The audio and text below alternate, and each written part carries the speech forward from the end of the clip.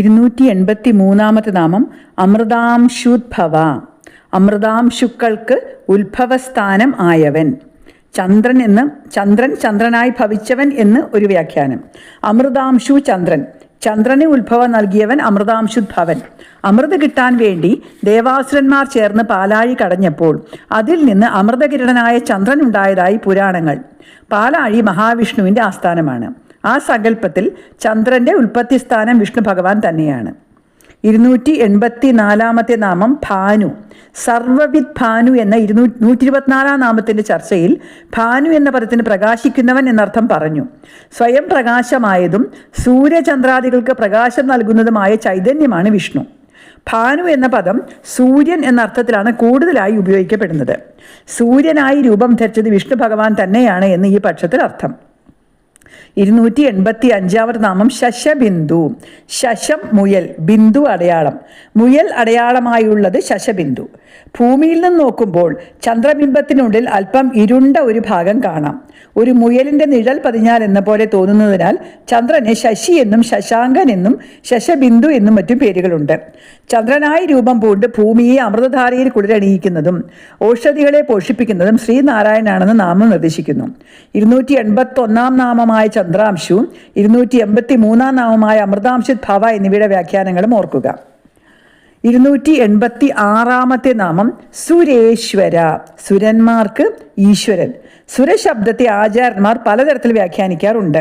നല്ലവണ്ണം ശോഭിക്കുന്നവൻ, ഐശ്വര്യമുള്ളവൻ, ഹവിസ് സ്വീകരിക്കുന്നവൻ, ശുഭം ദാനം ചെയ്യുന്നവൻ.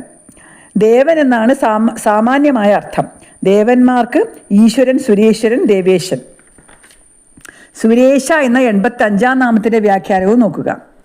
287 നാമം ഔഷധം. രോഗങ്ങളെ നശിപ്പിക്കുന്ന വസ്തുക്കളെ മൊത്തത്തിൽ ഔഷധം എന്ന് പറയാം. ഔഷധികളിൽ നിന്നുണ്ടായതുകൊണ്ട് ഔഷധം എന്ന് പേര്. ഔഷധീശനായ ചന്ദ്രൻ്റെ അമൃതകിരണങ്ങളിൽ നിന്ന് സസ്യങ്ങൾക്ക് രോഗഹരണ ശക്തി ഉണ്ടായി. ശരീരത്തിൻ്റെ സ്വാഭാവിക പ്രവർത്തനത്തിന് തടസ്സമോ അസ്വസ്ഥതയോ ഉണ്ടാകുന്നതാണ് രോഗം. ഇത് ശരീരത്തെ ബാധിക്കുന്ന രോഗം, മനസ്സിനെ ബുദ്ധിയെയും ബാധിക്കുന്ന രോഗങ്ങളും ഉണ്ട്. ശ്രീനാരായണൻ്റെ സ്മരണ എല്ലാ രോഗങ്ങൾക്കും ദിവ്യ ഔഷധമാണ്. ക്രതുവും യജ്ഞവും പിതൃയജ്ഞവും ഞാനാണ്. മരുന്ന് ഞാനാണ്. മന്ത്രവും അഗ്നിയും ഹോമവും ഞാൻ തന്നെയാണെന്ന് ഭഗവത്ഗീത.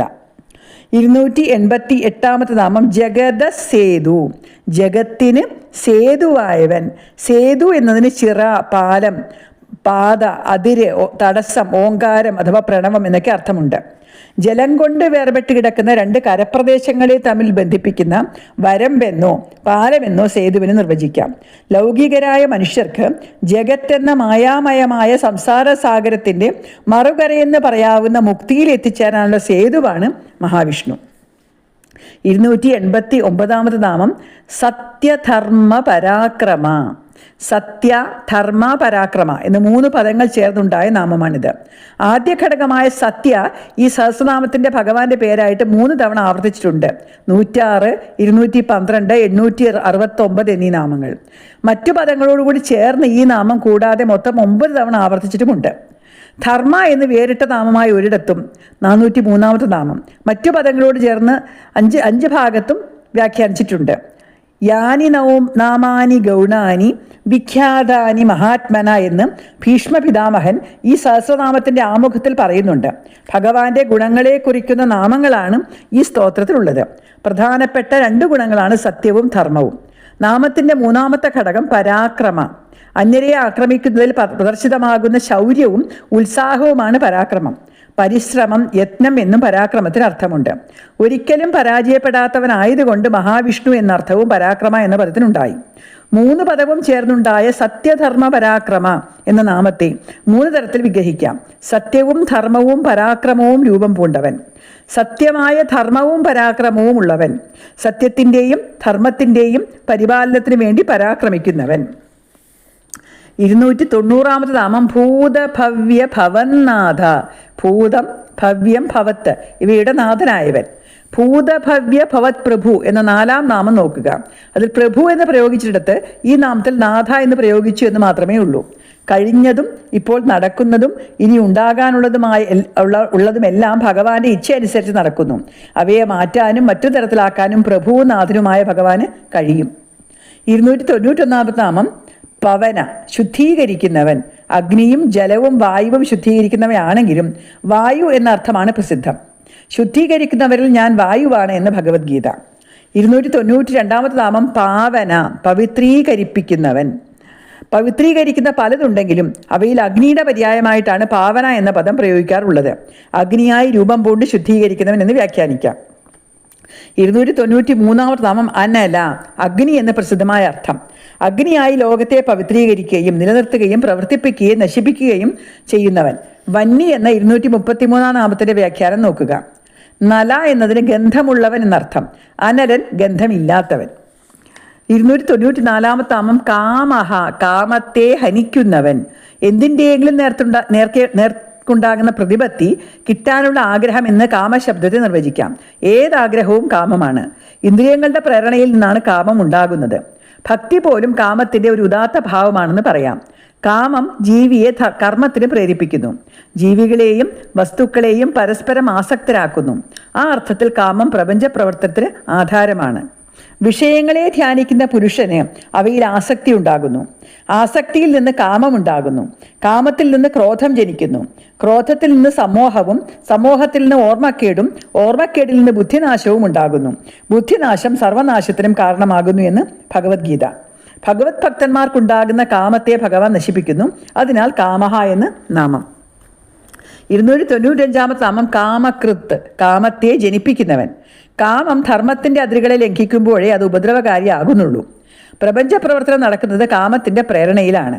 ജീവികളെയും പ്രപഞ്ചത്തെയും തമ്മിൽ ബന്ധിപ്പിക്കുന്നതും ജീവികളെ പരസ്പരം കൂട്ടിയിണക്കുന്നതും സ്നേഹം, വാത്സല്യം, കാരുണ്യം, പ്രേമം, ഭക്തി തുടങ്ങിയ വികാരങ്ങളായി രൂപം പൂണ്ട് പ്രത്യക്ഷപ്പെടുന്നതും കാമമാണ്.